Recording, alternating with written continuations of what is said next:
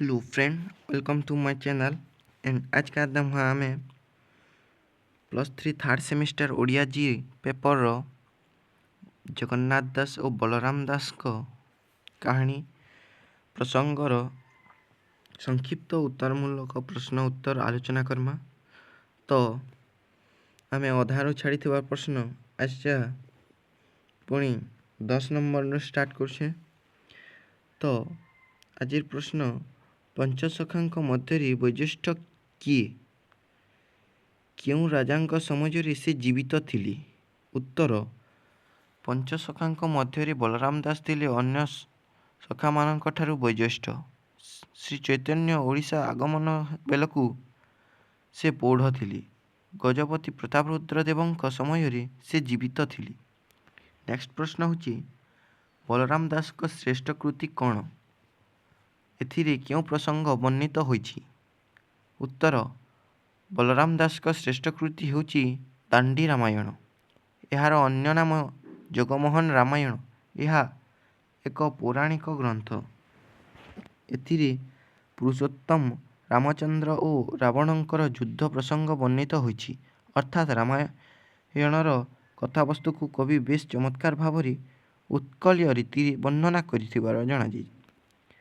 12 number प्रश्न होची बलराम दास पितांक संपर्क रे जहा जान लेख।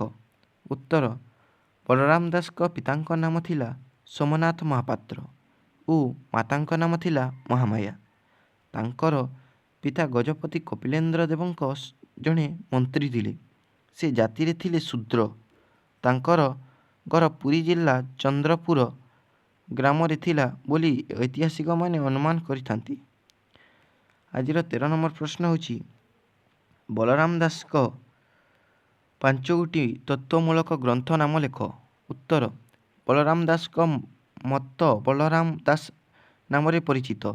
से थिले जड़े हठयोगी। तेणु जगमोहन रामायण व्यतीत से जो सबु ग्रंथ रचना करिसंती सेथिरे शून्य साधना, हठयोगी, काया साधना, पिंड ब्रह्मांड तत्व इत्यादि प्रसंग वर्णित थिबा जणाजित।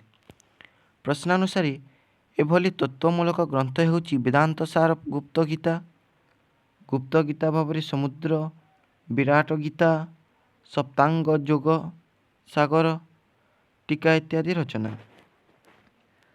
नेक्स्ट प्रश्न होची लक्ष्मी पुराण और कांत कोइली कहार रचना। एही दुई ग्रंथरे क्यों प्रसंग वर्णना करा जायछि। उत्तर लक्ष्मी पुराण और कांत कोइली पंचसखा जुगय वैशिष्ट कवि बलराम दास रचना। लक्ष्मी पुराण ग्रंथरे मार्गशीर मास गुरुवार लक्ष्मी पूजा विषय रे एही ग्रंथटी रचित। कांत कोइली कांत रामचंद्रंक उद्देश्य कांता सीतांकर बिलापुक्ति वर्णना करा जायतिबा देखाଯାଏ। जार पदावली अत्यंत मनमुग्धकर जेपरी कोइलिलो कांत मोर गले मृग मारी, कपटे रावण मते नेउछि धरी कोइलिलो। नेक्स्ट प्रश्न 15 नंबर प्रश्न होची कहीं कवि रामायण ग्रंथ को जगमोहन रामायण बोली कहिसंती।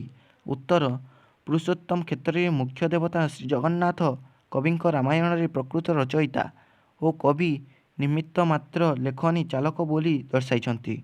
अन्य पक्षरे जगमोहन ही श्री जगन्नाथंकर आह्यक्य नाम। निजे जगमोहन रामायण ग्रंथ रचना करिथिबारु यह जगमोहन रामायण तांको नाम अनुसारी होईछि, जहा से स्पष्ट रूपे उत्तरकांड रे दर्शाइछंती। नेक्स्ट प्रश्न होची 16 नंबर प्रश्न पंचसखा जुगरे द्वितीय वैशिष्ट कवि किए, तांकर उपाधि कौन और किए सही उपाधि प्रदान करथिले। उत्तर पंचसखा जुगरे द्वितीय वैशिष्ट कवि हेउचंती जगन्नाथ दास। तांकु अति बड़ी जगन्नाथ दास कहुए। कवि जगन्नाथ अति बड़ी उपाधि श्री चैतन्य प्रदान करथिबा कथा इतिहास सिद्ध।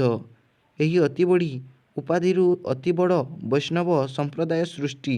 यह संप्रदायर प्रधान पीठ बड़ ओडिया मठ नाम पुरी धाम रही अछि। आज 17 नंबर प्रश्न होची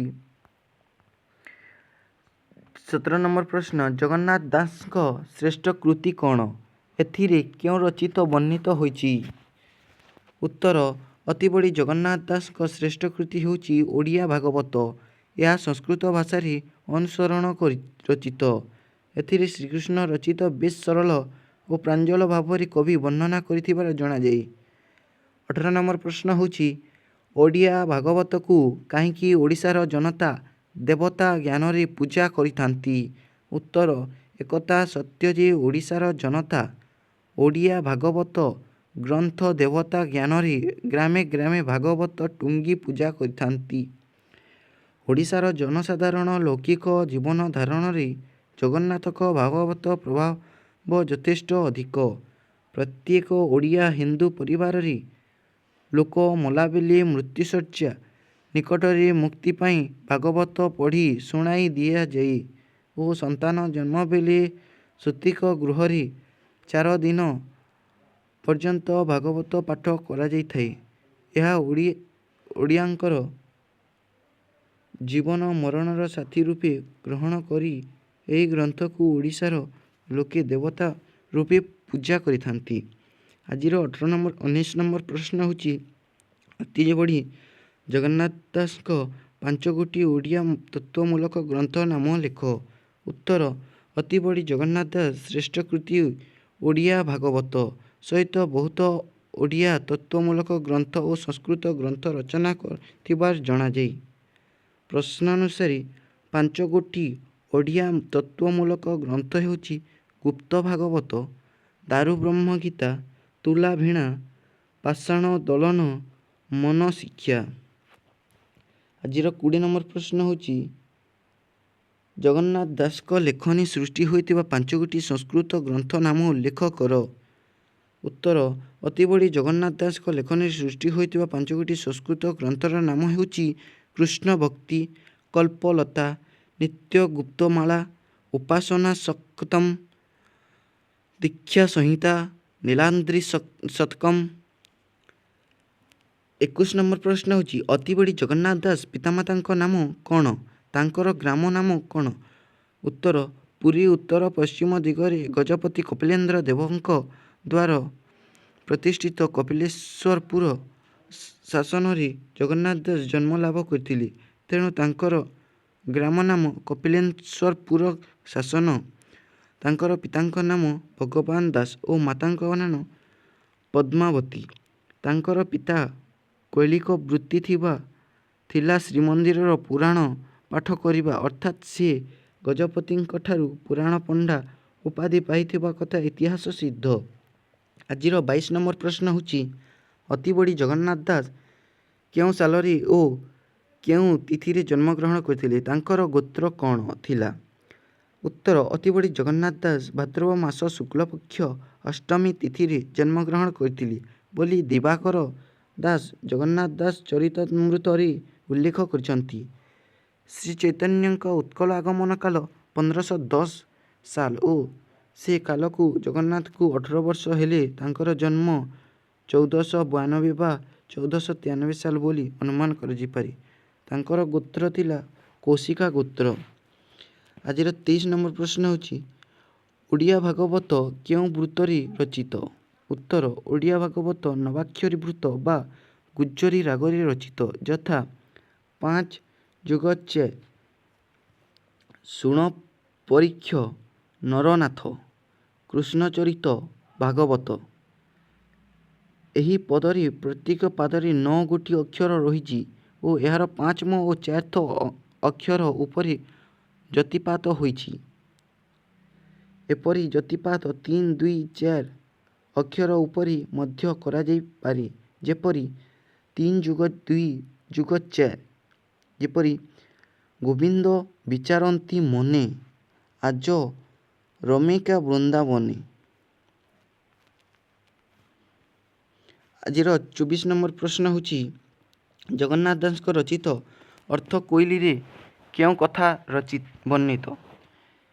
ଏହି କ୍ଷୁଦ୍ର କୋଇଲିଟି କବିଙ୍କର ଏକ ତତ୍ତ୍ୱଜ୍ଞାନ ସମ୍ବଳିତ ରଚନା। ମାର୍କଣ୍ଡ ଦାସଙ୍କ କେଶବ କୋଇଲିର ଏକ ମାଧ୍ୟାତ୍ମିକ ବ୍ୟାଖ୍ୟା ଏହି କ୍ଷୁଦ୍ର ରଚନାଟି ପ୍ରକାଶିତ ହୋଇଥିବା ଜଣାଯାଏ।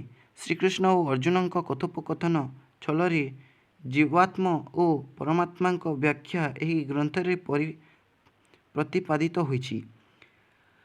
ଆଜିର 25 ନମ୍ବର ପ୍ରଶ୍ନ ହେଉଛି ଅତିବଡ଼ି ଜଗନ୍ନାଥ ଦାସଙ୍କ ତୁଲାବୀଣା ଗ୍ରନ୍ଥରେ ଏପରି ନାମକରଣ କାହିଁକି ହୋଇଛି?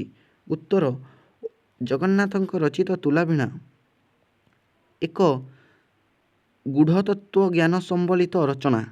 ଶିବ ପାର୍ବତୀଙ୍କ କଥୋପକଥନ ଛଳରେ ଏହି ଗ୍ରନ୍ଥଟି ରଚିତ।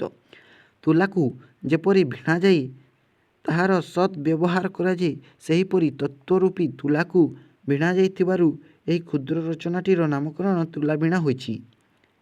ଆଜିର 26 ନମ୍ବର ପ୍ରଶ୍ନ ହେଉଛି ପଞ୍ଚସଖାଙ୍କ ମଧ୍ୟରୁ କେଉଁମାନଙ୍କର କେଉଁ ରଚନାରେ ପ୍ରାଚୀନ ଗଦ୍ୟର ସୂଚନା ମିଳିଥାଏ? ଉତ୍ତର, ପଞ୍ଚସଖା ମଧ୍ୟରୁ ବଳରାମ ଦାସଙ୍କର ବ୍ରହ୍ମଗୀତା, ଜ୍ଞାନଚୂଡ଼ାମଣି, ଜଗନ୍ନାଥ ଦାସଙ୍କର ତୁଲାବୀଣା ଓ ଅଚ୍ୟୁତାନନ୍ଦ ଦାସଙ୍କର ଆଦିଲୀଳା ଗୀତା ଗ୍ରନ୍ଥରେ ଗଦ୍ୟର ସ୍ୱରୂପ ପରିଲକ୍ଷିତ ହୁଏ। 27 ନମ୍ବର ପ୍ରଶ୍ନ ହେଉଛି ବଳରାମ ଦାସଙ୍କ ବ୍ରହ୍ମଗୀତାରୁ ଗଦ୍ୟର ଉଦାହରଣ ଦିଅ। ଉତ୍ତର, ଗଦ୍ୟ ଓ ପଦ୍ୟର ମଧୁର ସମନ୍ୱୟରେ ବଳରାମ ଦାସଙ୍କ ବ୍ରହ୍ମଗୀତା ରଚିତ। ଏଥିରେ ଶିଶୁବେଦର ଜ୍ଞାନ ନିରୂପଣ କରିବାକୁ ଗଲାବେଳେ ଗଦ୍ୟରେ ଯେପରି ବ୍ୟବହାର କରିଛନ୍ତି, ତାହାର ଉଦ୍ଧୃତି ଏଠାରେ ଦିଆଯାଇପାରେ। କବି ଏ କ୍ଷେତ୍ରରେ କହିଛନ୍ତି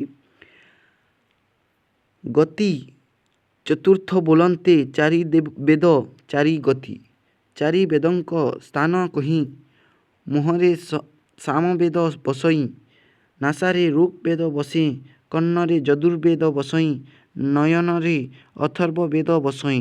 ଏ ଚାରି ବେଦଙ୍କ ଶିରରେ ନିରାକାରଙ୍କ ସ୍ଥାନ, ସେଠାରେ ଶିଶୁବେଦ ବସଇ।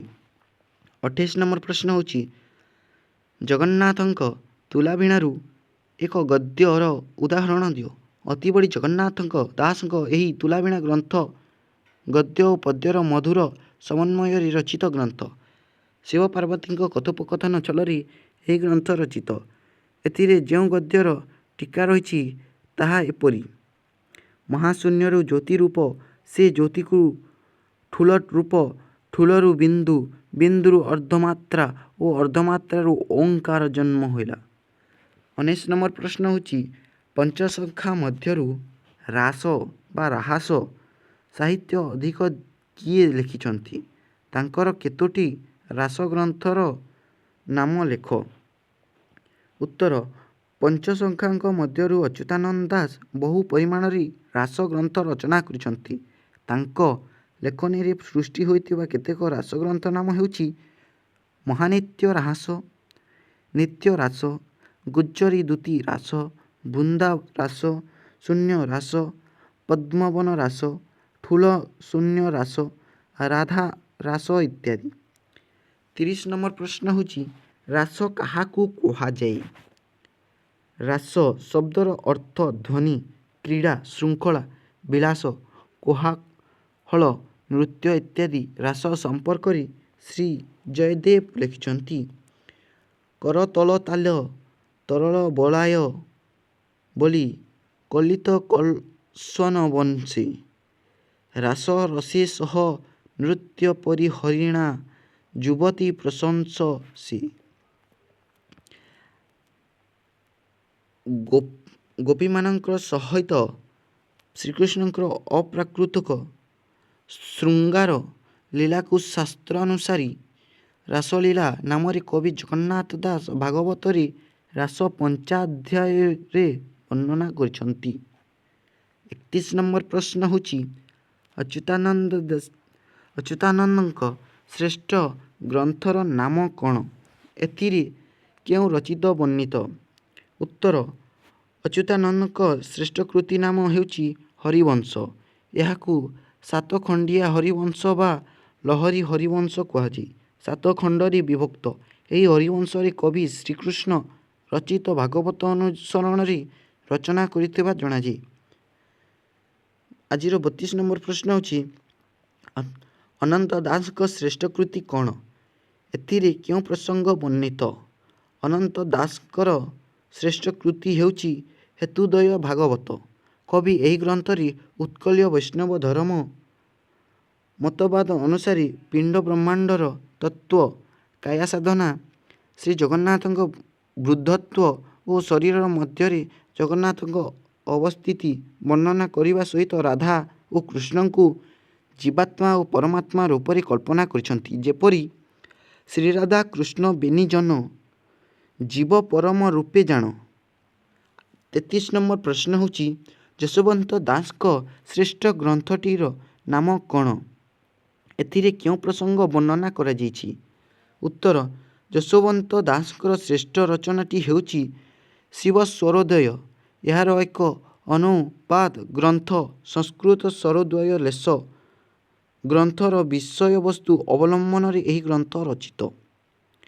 ଉତ୍କଳୀୟ ବୈଷ୍ଣବ ଧର୍ମର ଯୋଗ ସାଧନା ପରମ୍ପରାକୁ ସେ ଏଥିରେ ବର୍ଣ୍ଣନା କରିଛନ୍ତି। ଏହା ଯୋଗ ସାଧନା ସମ୍ପର୍କୀୟ ଏକ ସାଧନ ତତ୍ତ୍ୱ ଗ୍ରନ୍ଥ ଭାବରେ ପରିଚିତ। ଆଜି 34 ନମ୍ବର ପ୍ରଶ୍ନ ହେଉଛି ଯଶୋବନ୍ତ ଦାସ କେବେ ଜନ୍ମଗ୍ରହଣ କରିଥିଲେ? ତାଙ୍କର ପିତାମାତାଙ୍କ ନାମ କ'ଣ? ଉତ୍ତର ଯଶୋବନ୍ତ ଦାସ ପଞ୍ଚସଖା ମଧ୍ୟରୁ ଜଣେ ଶାଖା ବିଶିଷ୍ଟ ଯୋଗୀ ତଥା ସିଦ୍ଧପୁରୁଷ ରୂପେ ପରିଚିତ। ଖ୍ରୀଷ୍ଟାବ୍ଦ 1487ରେ ସେ ଜନ୍ମଗ୍ରହଣ କରିଥିଲେ ବୋଲି ଇତିହାସକାରମାନେ ଗ୍ରହଣ କରିଛନ୍ତି। ତାଙ୍କର ପିତାଙ୍କ ନାମ ଥିଲା ଜଗନ୍ନାଥ ମଲ୍ଲିକ ଓ ମାତାଙ୍କ ନାମ ଥିଲା ରେଖାବତୀ। ସେ ଥିଲେ କ୍ଷତ୍ରିୟ। ଅଢଙ୍ଗ ଜିଲ୍ଲାର ନନ୍ଦୀଗ୍ରାମ ତାଙ୍କର ଜନ୍ମସ୍ଥାନ ଥିଲା ବୋଲି ଜଣାଯାଏ। ପଟଲ କାହାକୁ କୁହାଯାଏ? ଉତ୍ତର ପଟଲଗୁଡ଼ିକ ଅଧ୍ୟାୟ ଅର୍ଥରେ ଗ୍ରହଣ କରାଯାଏ। ପଞ୍ଚସଖାରେ ଅଚ୍ୟୁତାନନ୍ଦ ଦାସ କେତେକ ପଟଲ ରଚନା କରିଛନ୍ତି।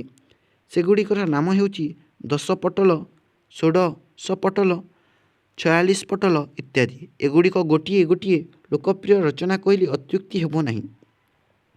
36 ନମ୍ବର ବୋଲି କାହାକୁ କୁହାଯାଏ? ଉତ୍ତର ପଞ୍ଚସଖା ଯୁଗରେ ଅନେକ ବୋଲି ପରିଦୃଷ୍ଟ ହୁଏ। ବୋଲି ଗାନ ଯୋଗ୍ୟ ଗଦ୍ୟ ପଦ୍ୟ ସରଳ ଓ ଲୋକ ପ୍ରଚଳିତ ଭାଷାରେ ଗୋଟିଏ ମାତ୍ର ସରଳ ଛନ୍ଦ ବୃତ୍ତରେ ଏହା ରଚିତ ହୋଇଥାଏ। ଯଶୋବନ୍ତ ଦାସଙ୍କ ବଣଭୋଜି ବୋଲି ଏହାର ଏକ ଶ୍ରେଷ୍ଠ ଉଦାହରଣ। 36 ନମ୍ବର ପ୍ରଶ୍ନ ହେଉଛି ଓଗାଳ ରଚନା କ'ଣ? ଉତ୍ତର ଏହି ଓଗାଳ ରଚନା ଅତ୍ୟନ୍ତ ସରଳ ଓ କଥୋପକଥନ ଛଳରେ ବହୁ ତାତ୍ତ୍ୱିକ କଥାମାନେ ଏଥିରେ ପ୍ରକାଶ କରାଯାଇଥାଏ। ଦୋଳ ପୂର୍ଣ୍ଣିମା ଦିନ ଓଡ଼ିଶାର ଗୋପାଳମାନେ ଏହି ଓଗାଳ ଗାନ କରିଥାନ୍ତି ଓ ନୃତ୍ୟ ମଧ୍ୟ କରିଥାନ୍ତି। ଅଚ୍ୟୁତାନନ୍ଦ ଗୋପାଳଙ୍କ ଓଗାଳ ଏହି ରଚନା ଏକ ପ୍ରକୃଷ୍ଟ ପ୍ରମାଣ। ପଞ୍ଚସଖା ଯୁଗରେ ଏହି ଓଗାଳ ସାହିତ୍ୟ ବହୁ ପରିମାଣରେ ରଚିତ ହୋଇଥିବା ଜଣାଯାଏ। ଭିଡ଼ିଓଟି ଭଲ ଲାଗିଥିଲେ ଲାଇକ୍ ସେୟାର ଜରୁର କରିବେ ଆଉ ଚ୍ୟାନେଲକେ ନ ଆସିଥିଲେ ସବସ୍କ୍ରାଇବ୍ ଜରୁର କରିବେ। ଧନ୍ୟବାଦ।